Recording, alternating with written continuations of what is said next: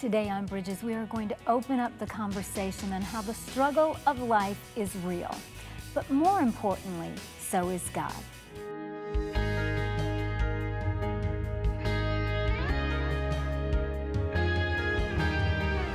So glad that you could join us for Bridges today. I'm Monica Schmelter, and today we're going to talk about the struggles of life and how real that they are, but also, more importantly, how real that God is. And my guest today is Misty Phillip. And Misty, so good to have you today. Hi, Monica. Thanks so much for having me.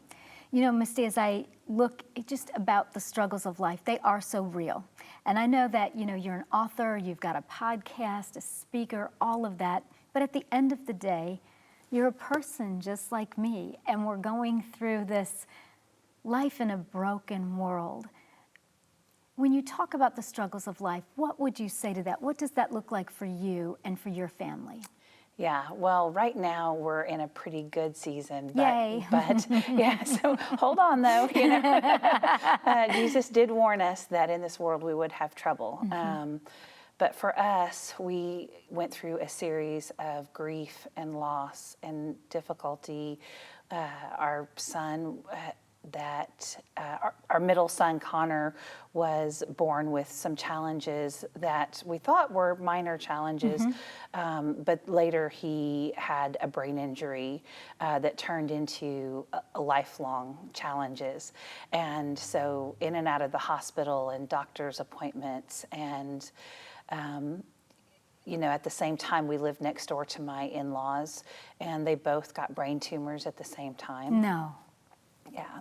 So, we don't expect to have a child with special needs. No. We don't expect to get cancer and all of the things that happen in life, but those are part of, like you said, of living in a broken world.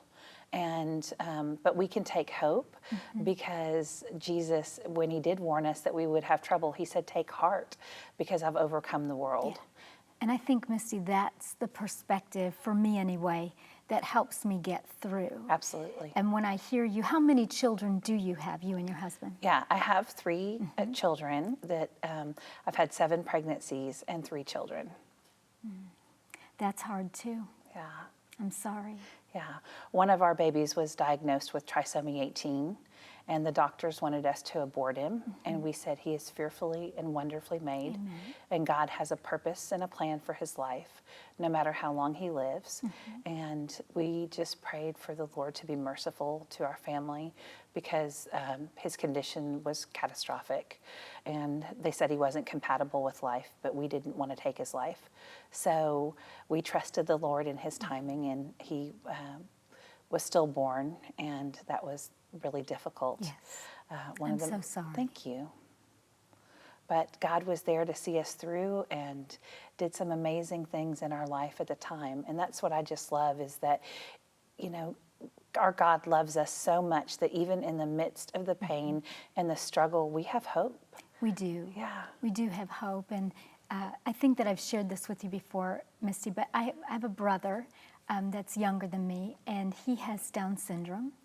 And I remember when he was born, and at that time, my parents weren't Christians yet. I remember the doctors telling my parents, you just need to institutionalize him. And I know that we've come a long way. Typically, the medical community doesn't talk like that to parents anymore, but that's a very hard place for parents to be in. And I'm so grateful that my parents said, no, this is our son. We're going to take him home. And one of the things that they said is, he probably won't live but just a few years, and you don't need this in your life. You have 2 other children. And they had the attitude, he's our son, and we want him for as long as he lives. And he's getting ready to celebrate his 47th birthday, so they were wrong about all that. But, there are challenges, many, many blessings, but challenges. And when I hear you talk about a stillborn baby, the sadness and the grief, no one thinks that on their wedding day. Yeah, that's right. Or you don't expect your children you dream of healthy children. Right. No one expects to have a child with Down syndrome or a brain mm-hmm. injury or illness. Right. We don't have like any plans for that in high school or college or No. on our wedding day. It's that our children are going to do well Yeah. and they're going to be successful. And when that picture doesn't look like that, I think people that haven't experienced that, you don't realize how it affects every phase of life, because as kids get older, they all have their peer groups and that list of expectations. But if you have a special needs child, or even a child that's made some poor decisions, that life doesn't always look that way. How did you and your husband deal with that? Yeah, so for us, we homeschooled our kids, so that was already a little bit different. But it was more difficult for my older son and my younger son. I think there were a lot of activities that they just couldn't be in because their brother at the time had so many sensory, his whole body was overloaded, his sensory system. So there were places we couldn't go. There were things that we couldn't do. Like why? Because like he was sound sensitive. So anytime we would go to like a Best Buy with all the televisions on, or Lowe's, you know how they have the little trucks that back up and make noise, he would just come just uncontrollably. He would be crying. He would come undone. Okay. And So he just can't thrive in those kinds of environments. right. So And so obviously even like at church, if the music was really loud, he wouldn't be able to go. Play settings with other kids were just a lot of times like a Chuck E. Cheese, forget about it. It was just too overwhelming. Yeah. So it was hard for your other children. It was, but at the same time, I have to say in that there were blessings in that too, that the Lord provided opportunities for us that we never would have had if we hadn't had Connor. So one time we had to go to, he was also born with club feet, and his surgeries had gone pretty poorly, and we needed a follow-up surgery, and we ended up in Philadelphia at the Children's Hospital there. And while we were there, just God orchestrated so many amazing experiences that my other boys got to meet professional athletes and all of these things that were really neat for them. Yeah. But if we hadn't been there with Connor, you know, that wouldn't have happened. So. Yeah, and I think sometimes people, you know, we just don't realize the things I think that people go through and what that's like, and how even in Christian circles, you know, there's so much, when I look at my own life, I can think one of my really wrong ways of thinking was to kind of just want normal, whatever normal is, and for my life to look like everybody else's, but to understand that when we can be thankful in whatever situation we're in and embrace it, God has plans. And he gives us opportunities to learn things that we wouldn't otherwise. And I think that's what you're saying about your children meeting professional athletes. And maybe also, do you think they learn to be more compassionate? Absolutely, absolutely. And one of the things that, you know, I had a great group of friends that helped me through that time period. And I looked at them and thought, well, they can't understand my life. They don't know what it's like, and they don't. But the thing is, we all have struggles. And somebody may look like they have their life all together, but, you know, you have to, we don't walk a mile in their shoes, so we don't know. Their struggles may not be as obvious as the struggle with my son, but we all do. And so just to, I would say, just to be kind and gracious to everyone, and Yeah, I think, Misty, I think I've been doing Bridges for 21 years. And so I think what's really clear to me at this point is absolutely nobody has it all together. yeah. No matter how great they look and how many books they've sold and how many places they've been, and even regardless of what they say, I just know that it is impossible as a human being for anybody to have it all together every single day of the week. There's a heartache, there's a challenge for all of us. And I know one of my wrong ways of thinking as an earlier believer, when I was younger in faith, was that if I could just be stronger, if I could just be mature, if I could just please God more, then I thought, well, I wouldn't have these challenges. But that's not how I see it now. I see that this real struggle points me to a real God. That's right. And I love what you said about being thankful and about being grateful, because just having a heart of gratitude changes everything. So I was reading Ann Voskamp's book, 1,000 Gifts, when I found out that my son was diagnosed with trisomy 18. And I was so grateful that God had put that book in my life, because I looked at my pregnancy completely differently. Instead of being upset that I was gaining weight, and I was just thankful for every day that I was pregnant. Amen. I was thankful for every craving and every difficulty. But it was through that book of just really counting my gratefulness in every day. Yeah. Yeah. And to realize that we don't have to wait until everything gets better to be thankful. That's But right. like today is the day to be thankful, because God's got all of it. He does. And that doesn't mean that it's all going to look like whatever normal is, but He's got it, and we can be thankful. Was there a day that you can remember that turned in your heart and your spirit of like, I need to change how I think about these struggles? You know, I think during that pregnancy with Liam, and reading that book, really, that was the thing that really turned my heart. Because before, I think I went from one major struggle to the next. I knew that Christ had called us to live an abundant life, but my life wasn't very abundant because the struggles were real. Yeah. And so once I changed my perspective and just focused on every good gift that comes from the Lord, and every blessing, and to look for the blessing, because the word says that our trials are what conform us and make us into His image, and they help us to persevere and to make us more like Christ. And so we can be thankful even for the trial. You know, I broke both of my arms a couple of years ago. I had a bicycling accident, and I did an endo on my bicycle. And here I was, a homeschool mom with a house full of boys, that I was the one who cooked for them and did everything for them, and I couldn't do anything. And it was during that time that God really spoke to me and spoke to my heart and just told me how much He loved me and how I didn't have to do anything. You know, sometimes we think that we have to do things, but He loves us. He does. Even in the midst of our sin, He came to die for us. He does. He is so good. So we've got to take a break. We want you to stay with us. When we come back, we're going to continue the conversation on how the struggle is real, but so is God. Don't miss another episode of Bridges. Subscribe to our YouTube channel today, where you can find all of Monica's latest teachings and interviews. It's easy to do. Just visit youtube.com, search Monica Schmelter, and click subscribe.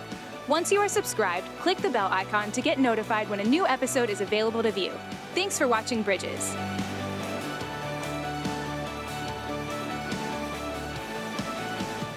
Log on to www.ctntv.org, where you can make a prayer request, view our program guide, see who's on Bridges, or even watch one of Monica's latest teachings. Log on to www.ctntv.org. So if you are just joining us today on Bridges, we are taking a look, an honest look, at the very real struggles in this life. And we're acknowledging that those are real, but really underscoring in the midst of all of that, that God is much more real and that He is a very present help in our time of trouble. And my guest today is Misty Phillip. And Misty, I just want to thank you for being willing, to talk about your struggles and sometimes the pain and the heartbreak that happens in our lives. And I think it can be helpful for us to learn from each other. Absolutely. Misty went through that. Monica went through this. This person went through that. And you shared about a pregnancy that ended with a stillborn child, and just the heartbreak of that. Did you have other children? And Liam, when Liam was born, did you have other children? Yeah, I had 3 other children. So I found out I was pregnant a few weeks before my 40th birthday, on my oldest son's 17th birthday. And then I had Connor, who is our special needs child. And then I also had Ian, who was our baby at the time, who was 8. And so there was quite a few years in between them. But yeah, they were looking forward to having another brother, the hope and all of that was. A new addition to the family. Yeah. At first, too, there was that whole argument, is it going to be a boy or is it going to be a girl? Yeah. And we were hopeful for a girl finally, but Yeah. And maybe conversation about what room the baby would sleep in, like if they had to share bedrooms, or did they talk about that? Oh, yeah. They wanted to name him Left. Boys. How was it for them for it to end in such heartbreak? Yeah, I think my youngest son probably took it the hardest. My oldest son, had a lot of maturity, knew the Lord well, and was able to walk through that a little easier. My youngest, because he was so young, but he was old enough to understand. But at the same time, the peace of God that was on our whole family, when we went to the hospital to birth him, we had praise music playing, and it was just an atmosphere of just praise. And then we brought the family in and a photographer because we wanted to document the moment. And there was just so much peace and so much grace in that room. And my youngest son prayed the sweetest prayer. So we all laid hands on Liam before we said goodbye. And the nurse came in and said, that boy said the most anointed prayer. So it was difficult for them, but at the same time, I think anytime you lose a loved one or you're in the midst of a really difficult time, the peace of God that passes understanding, that we can't explain it. No. We can't explain No. it. And No. so they were devastated and heartbroken, but at the same time, they knew the Lord and they were full of hope. Well, I thank God for that, and I can only attribute that to prayer. I know that in some very tragic circumstances in my life, that even though it's been very hard and heartbreaking, that I can always sense the grace of God Yes. on me in a way. It's always with us, but there's something about when we will allow God where He will just grace us with His presence in a tangible way when life is just really, really hard, if we will let Him. Yeah. And you sound like a woman in a family where you've just really let Him do that.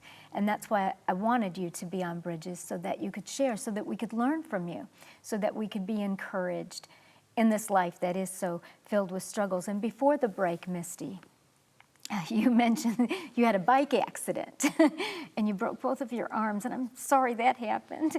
And you're a homeschooling mom and busy because you're a writer and a podcaster and just all of these things, and you can't do anything. Yeah.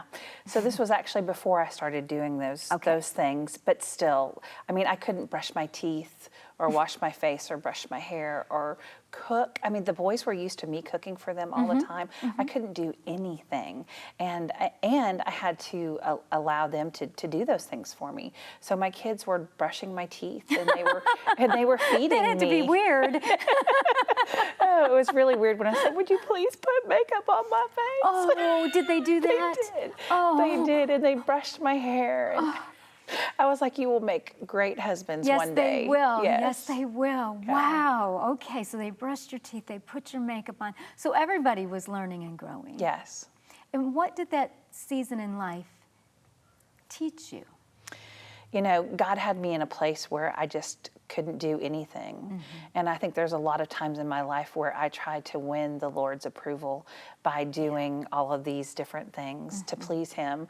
But really in that time, He just showed me how great He loved me. I also had done some things in my past that I was full of regret, and so for those things, He just covered me with His love and showed me, Misty, you don't have to do anything because I love you just the way you are, and I am here for you, and I will care for you.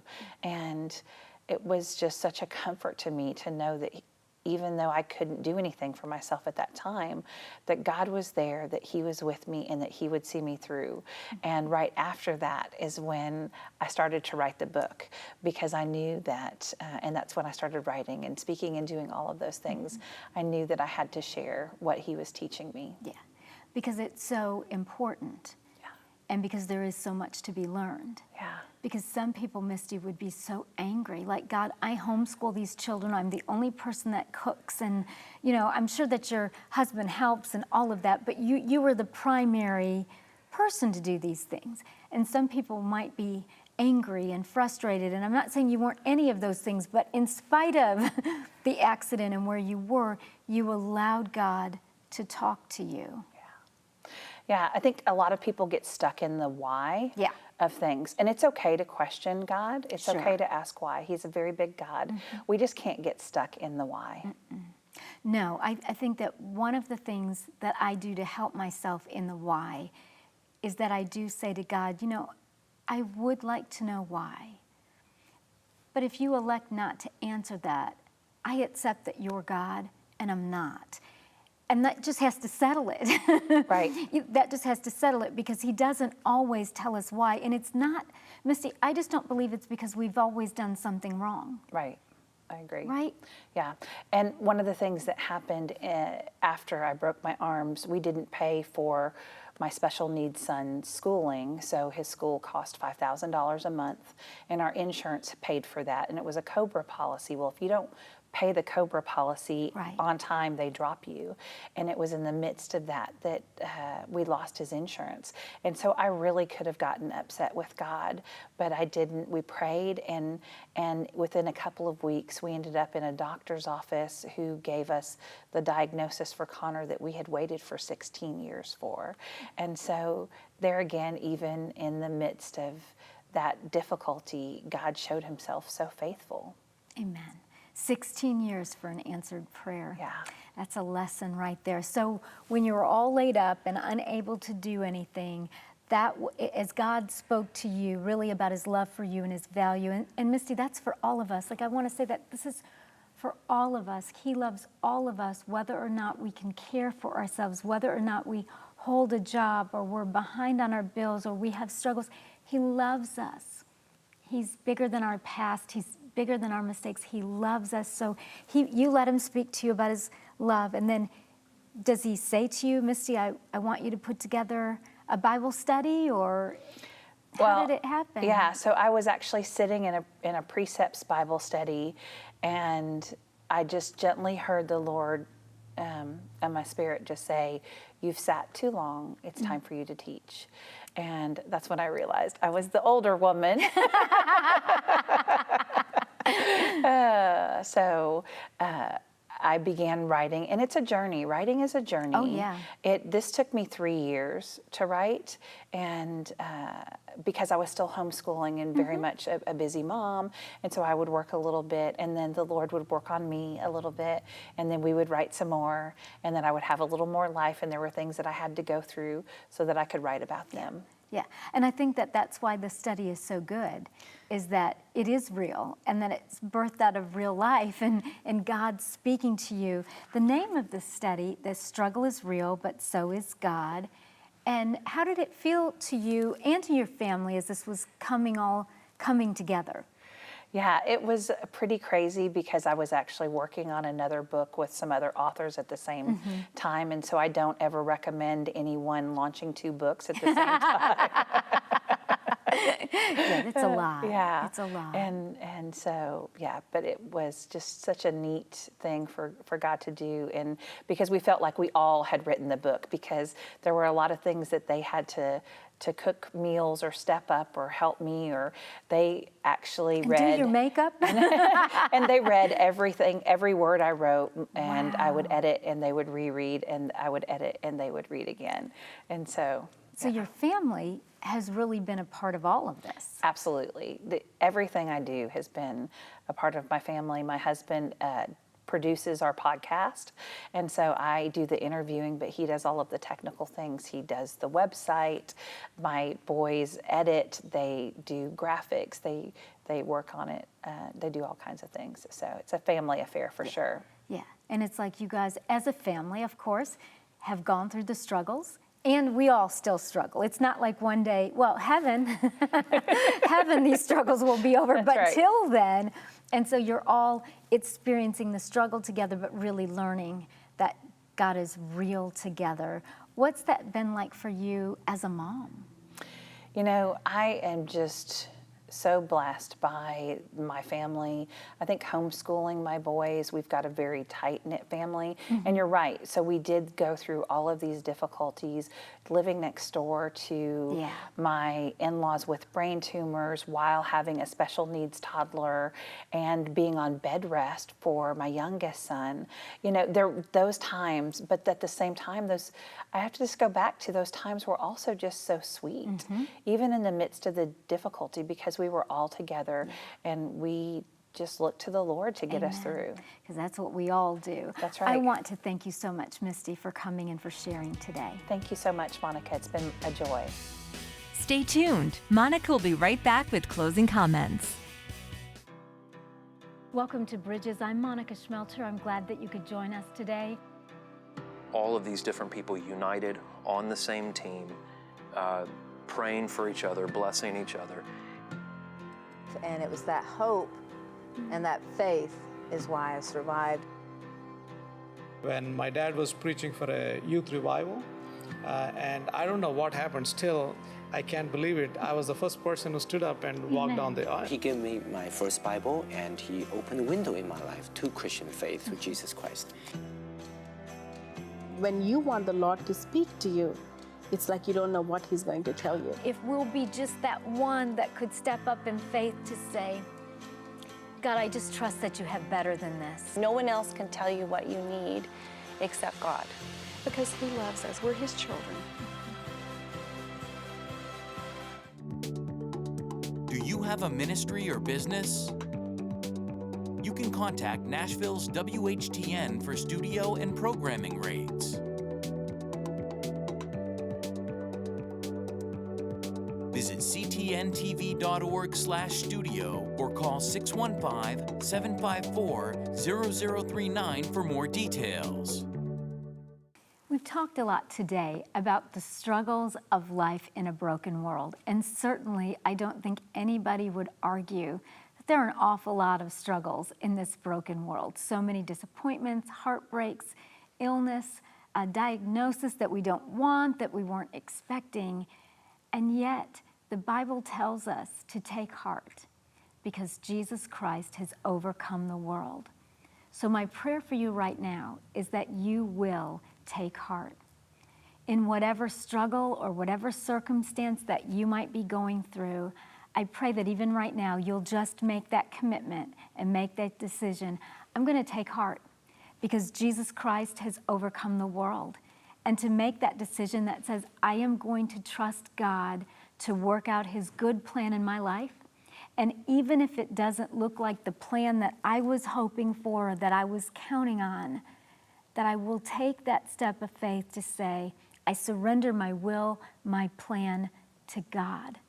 We don't always get answers to our every why, but Jesus prayed the most powerful prayer for us to model, and that is when he said, nevertheless, not my will, but your will be done. So I pray right now you will take heart and pray that God's will be done inside your life. We're out of time, we've got to go, but we say goodbye and God bless you.